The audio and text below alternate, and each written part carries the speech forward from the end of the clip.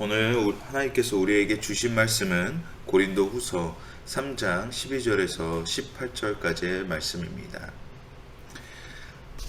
하나님의 말씀 받들어 읽도록 하겠습니다.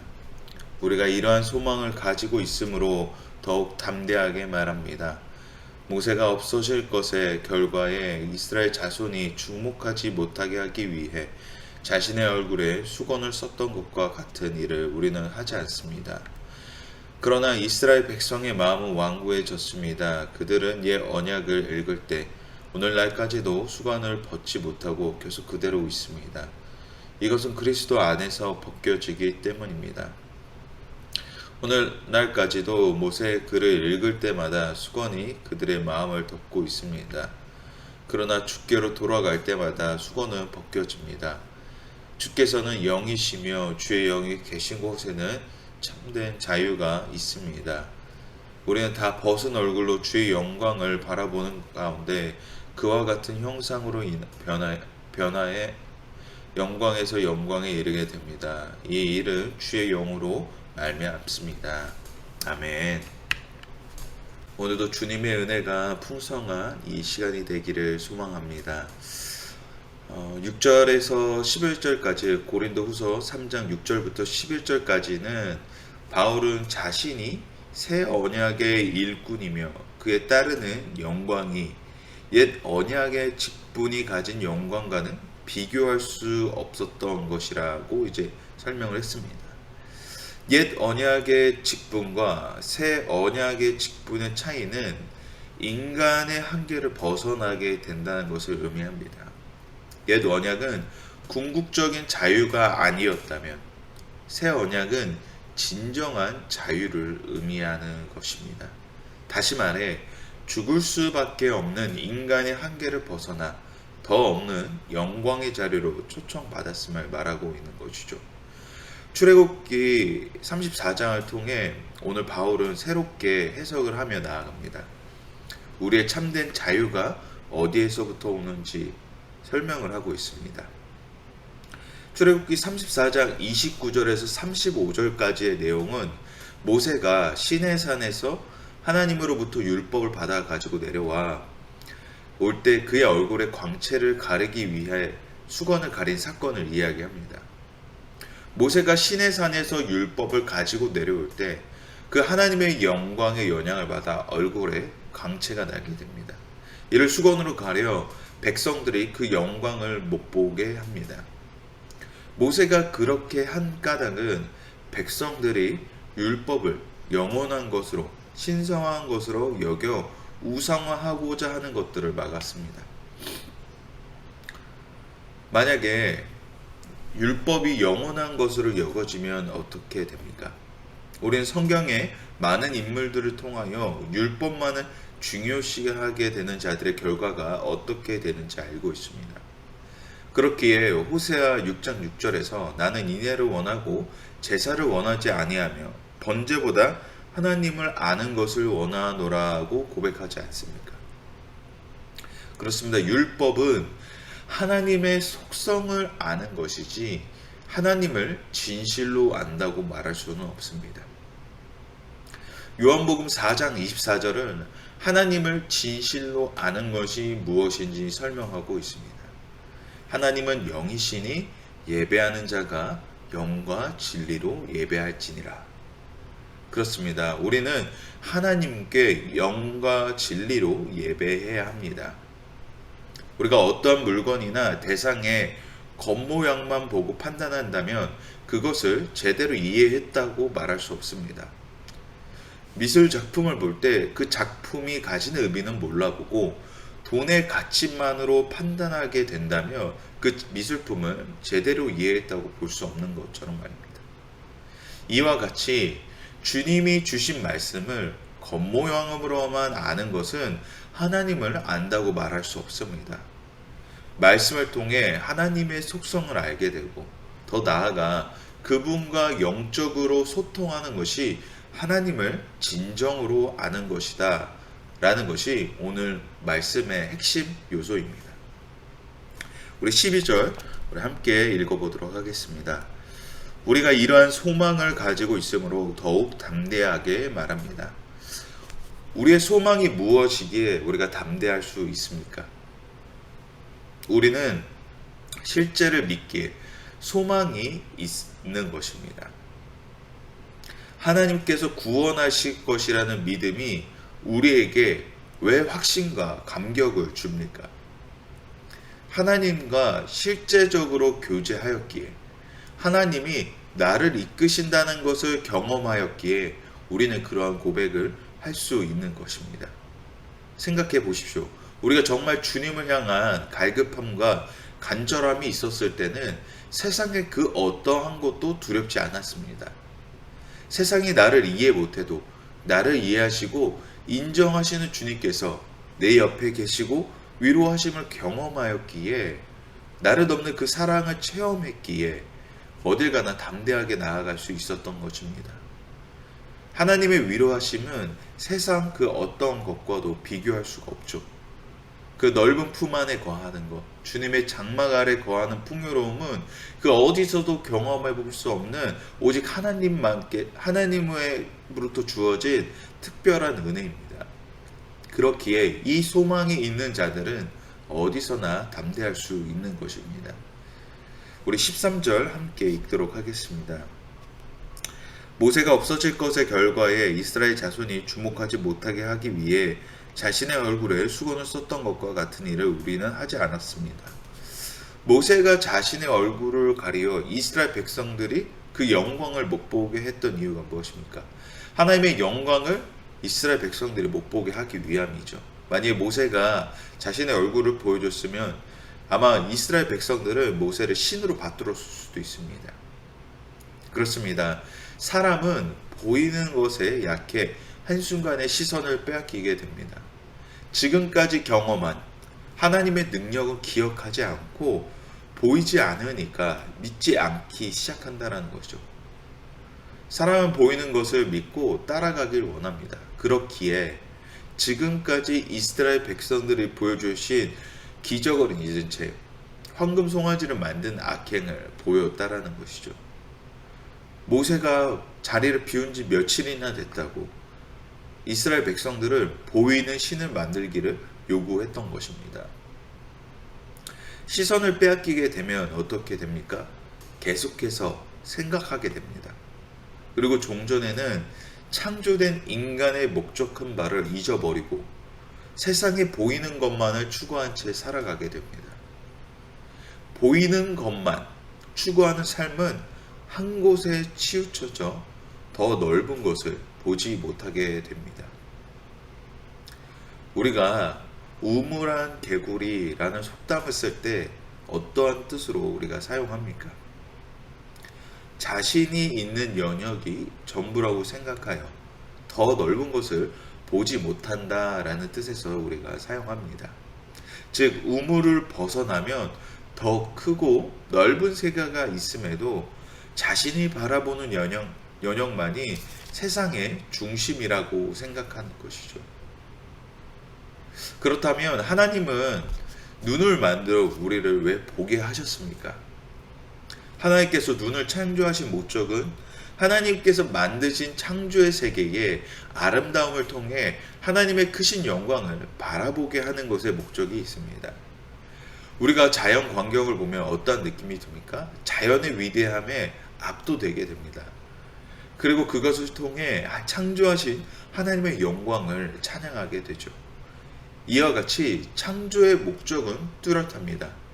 인간은 하나님의 영광을 찬양하기 위해 창조되었다라는 것이죠. 그러나 그 창조의 목적을 잃어버리면 자신의 영광만을 위해 살아가게 된다라는 것입니다. 세상이 발전될수록 자연환경이 파괴가 되고 있습니다. 하나님께서는 자연과 함께 누리라고 하셨지 파괴하라고 자신의 욕심을 위하여 살아가라고 하지 않으셨습니다. 그 목적을 잃고 인간의 욕심대로 살아가니 우린 점차 그 목적을 잃은 욕심의 노예가 되어 많은 것을 누리려고 합니다.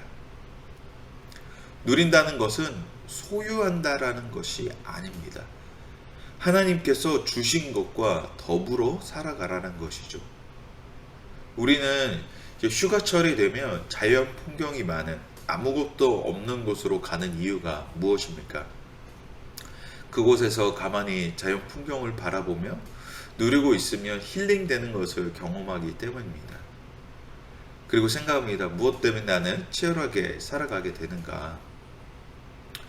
요즘 과격하고 반전이 있는 드라마보다 힐링이 되는 이제 TV 프로그램들이 많아진 이유가 무엇입니까?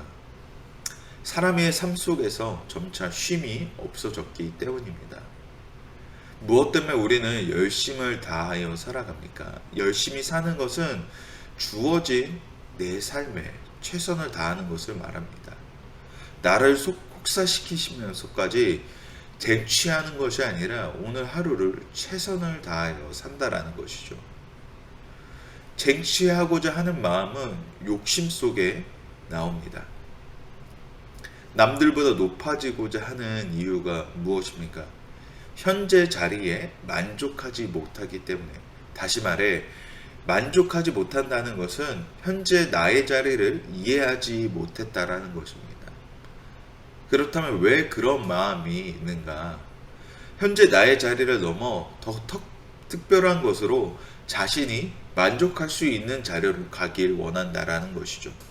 다시 말해 더 나은 곳으로 가기 원하는 그러한 열망이 있다는 것입니다. 그러나 그 삶을 만족하지 못했을 때 어떤 결과가 나오죠?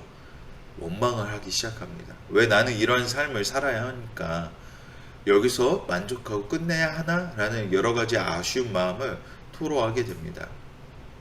여기서 우리가 알아야 할 것은 그 삶의 만족의 중심에 우리는 무엇을 두어야 하냐는 것입니다.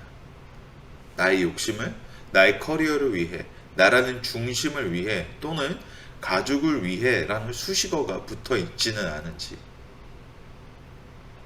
우리는 어떠한 목적으로 창조되었습니까? 하나님의 영광을 위해 창조되었습니다. 즉 우리의 삶의 만족이 아니라 주님이 만족하시는 삶이 돼가고 있냐는 것입니다. 다시 말해 주어진 삶의 자리 가운데에 우리는 어떠한 하나님의 영광을 드러내고자 살아가고 있는가 말입니다. 우리는 그 이해가 더해질수록 삶의 만족을 누리게 될 줄 믿습니다. 우리가 주어진 삶 가운데 어떻게 하나님의 영광을 드러내고자 하는가라는 이해가 우리가 있을수록 더 깊은 믿음에 향한 여정이 있을 때 우리의 삶의 만족을 누리게 된다는 것이죠. 하나님께서는 현재 나의 삶 가운데서 어떠한 영광을 받기 원하시는지 우리는 질문을 해야 할 것입니다.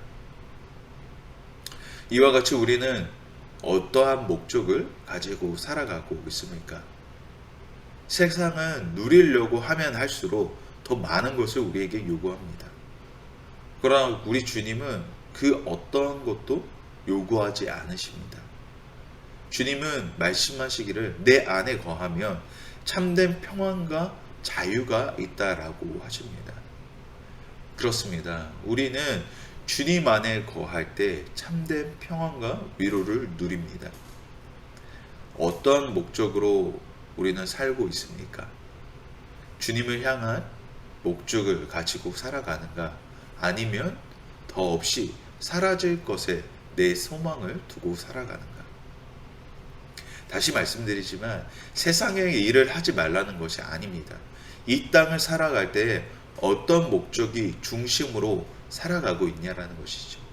내 삶의 목적이 주님이라면 우리는 현재 자리에서 어떻게 주님께 영광 드러내야 할 고민들을 매일 하게 된다는 것이죠. 하나님은 아무런 의미 없는 자리에 우리가 있지 않게 하십니다. 각자 주어진 삶의 자리 가운데에 무엇을 중심에 두고 살아가는지, 일터에서, 가정에서, 모든 삶의 반경 안에 우리는 어떠한 중심으로 살아가는지 생각해 봐야 한다는 것이죠. 14절과 17절 우리 함께 읽도록 하겠습니다. 그러나 이스라엘 백성의 마음은 완고해졌습니다. 그들은 옛 언약을 읽을 때 오늘날까지도 수건을 벗지 못하고 계속 그대로 있습니다. 이것은 그리스도 안에서 벗겨지기 때문입니다.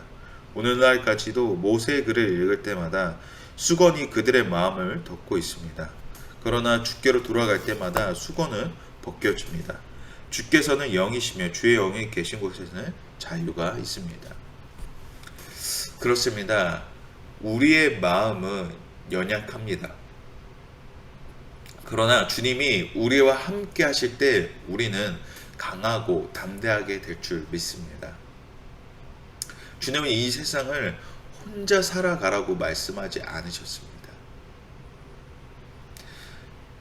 주님이 우리와 동행하는 인생이 되라고 말씀하신 것이죠.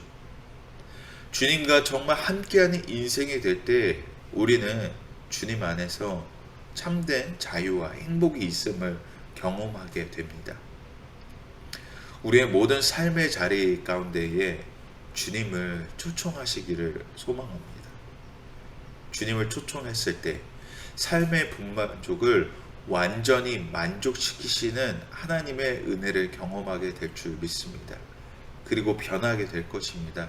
왜냐하면 주님께서 일하심을 보았고 앞으로 기대하고 있기 때문입니다. 다시 말해 주님이 나와 동행하심으로 통해 여유가 생긴다라는 것이죠. 넉넉함이 생긴다라는 것입니다.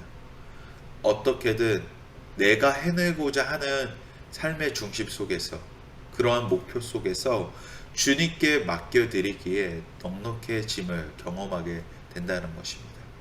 우리 마지막으로 18절 함께 읽도록 하겠습니다. 우리는 다 벗은 얼굴로 주의 영광을 바라보는 영광 가운데 그와 같은 형상으로 변화해 영광에서 영광에 이르게 됩니다. 이 일은 주의 영으로 말미암습니다. 끝으로 이 모든 일을 선한 일로 행하실 주님의 이름을 우리가 높이며 나아가기를 소망합니다. 다시 말씀드리지만 우리의 소망은 오직 주님으로부터 주어졌음을, 우리의 시선이 주님께 맞춰져 있으면 우리는 점차 주님을 닮아가는 인생이 될 줄 믿습니다.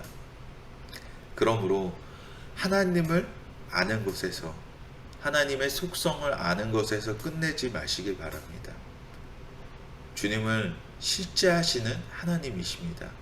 하나님과 언제나 동행하고자 하는 열심이 우리 안에 있을 때에 우리는 우리 안에서 정말 주님께서 나의 삶을 다스리신다라는 그 기쁨과 그 넘치는 여유를 우리 안에 누리게 될 줄 믿습니다.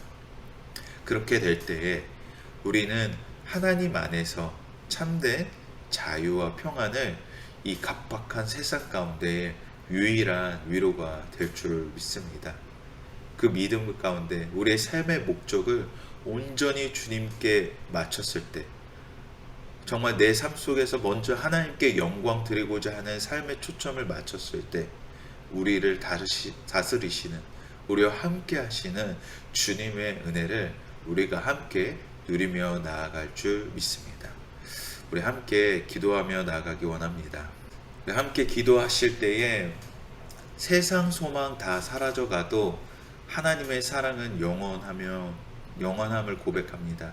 내 마음의 중심이 언제나 주님을 향하게 하시고 언제나 주님과 동행하는 인생이 되어 이 땅을 믿음의 목적을 가지고 살아가는 하나님의 복된 자녀가 되게 하여 주시옵소서라고 우리 주님 앞에 함께 기도하며 나아가도록 하겠습니다.